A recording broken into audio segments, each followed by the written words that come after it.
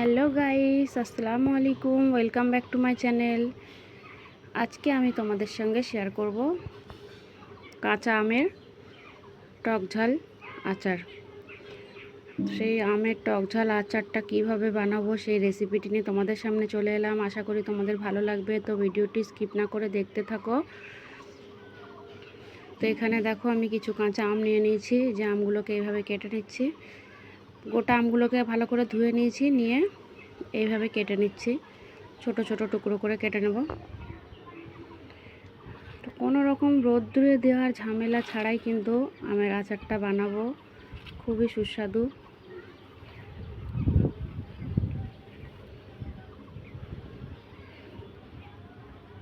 তো দেখো এখানে একে একে সব আমগুলোকে এইভাবে আমি ছোট ছোট টুকরো করে কেটে নিচ্ছি। এখানে এই যে আমার আম কাটা কমপ্লিট, দেখতে পাচ্ছ আমগুলোকে সবই আমি কেটে নিয়েছি। এবারে দেখো মশলা নিয়ে নিয়েছি। এখানে মশলার মধ্যে মানে 5 ফোড়ন আছে, সাদা সর্ষে, 5 ফোড়নে যেগুলো থাকে আর কি, মেথি, মৌরি, কালো জিরে, সাদা সর্ষে আর শুকনো লঙ্কা।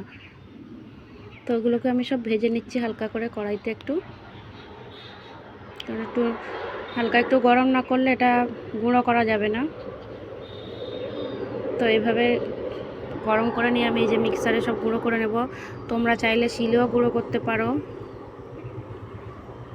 তারপর একটা কড়াইতে, ওই যে কড়াইয়ের মধ্যে আমি মশলাগুলো ভেজেছিলাম, কড়াইটা গরম ছিল, ওই গরম কড়াইয়ের মধ্যে সরিষার তেল ঢেলে দিলাম। পরিমাণ মতো দিতে হবে, তুমি যতটা আমের আচার বানাবে ততটা তেলও দিতে হবে। এখানে আমি তো আপাতত এখন 1 লিটার দিয়েছি, বড় কড়াই বলে বোঝা যাচ্ছে না। তো এখানে 1 কিলো যে তেলের প্যাকেটগুলো হয়, ওই প্যাকেট একটা পুরো ঢেলে দিয়েছি। দেওয়ার পর তেলটা ভালো রকম গরম হয়ে যাওয়ার পর এখানে আমি আমটা ঢেলে দিলাম, আর ওদিকে আমি মশলাগুলো গুঁড়ো করে নিয়েছি। তারপরে দেখো আমের মধ্যে একটু হলুদ গুঁড়ো, লবণ, যা যেখানে লাগে পরিমাণ মতো সব কিছু দিয়ে নিচ্ছি। এই যে স্বাদ মতো লবণ,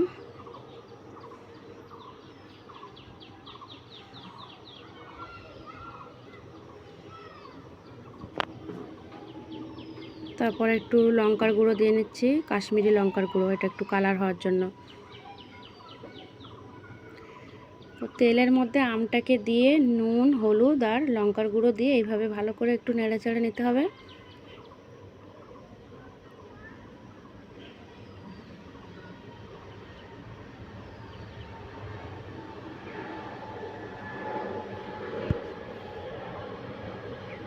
দেখতে পাচ্ছ, মানে স্লো আছে, এটাকে হালকা একটু কষিয়ে নিতে হবে।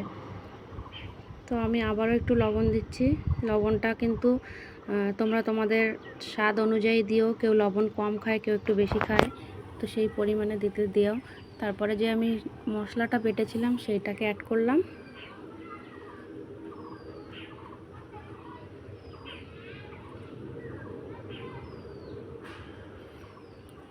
তো ব্যাস ওই মশলাটা অ্যাড করার পর দেখো আবার একটু ভালো করে নেড়ে চেড়ে এবার আমি নামিয়ে নেব। তো নামিয়ে বেশ কিছুক্ষণ রেখে দিয়েছিলাম, একটু ঠান্ডা, মানে হালকা একটু ঠান্ডা হয়ে যাওয়ার পরে তারপরে আমি একটা কাচের বয়ামের মধ্যে ঢেলে দেব, কারণ একদম গরম গরম এতে দেওয়া যাবে না। একটু ঠান্ডা হয়ে গেলে, মানে পাখার নিচে রেখে দিয়েছিলাম, কিছুক্ষণ ঠান্ডা হওয়ার পর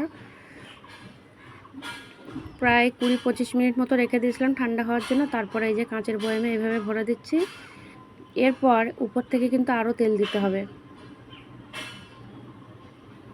কারণ পুরো আচারটাই তেলে ডুবে থাকবে। তারপর প্রতিদিন এটা রৌদ্র দিতে হবে, যত রৌদ্র লাগবে তত কিন্তু আচারটা টেস্ট হবে। এই আচারটি কিন্তু রুটির সঙ্গে অথবা গরম গরম ডাল ভাতের সঙ্গে খেতে কিন্তু সেই লাগে। তোমরা চাইলে বাড়িতে ট্রাই করতে পারো, আশা করি ভালো লাগবে। তো এখানে দেখতে পাচ্ছ আমার আচার বানানো কমপ্লিট হয়ে গেছে। আশা করি আমার আজকের রেসিপিটি তোমাদের ভালো লেগেছে। যদি একটুও ভালো লেগে থাকে তাহলে প্লিজ ভিডিওটিতে একটি লাইক, শেয়ার অ্যান্ড কমেন্ট করে দিও। সবাই ভালো থেকো, সুস্থ থেকো, দেখা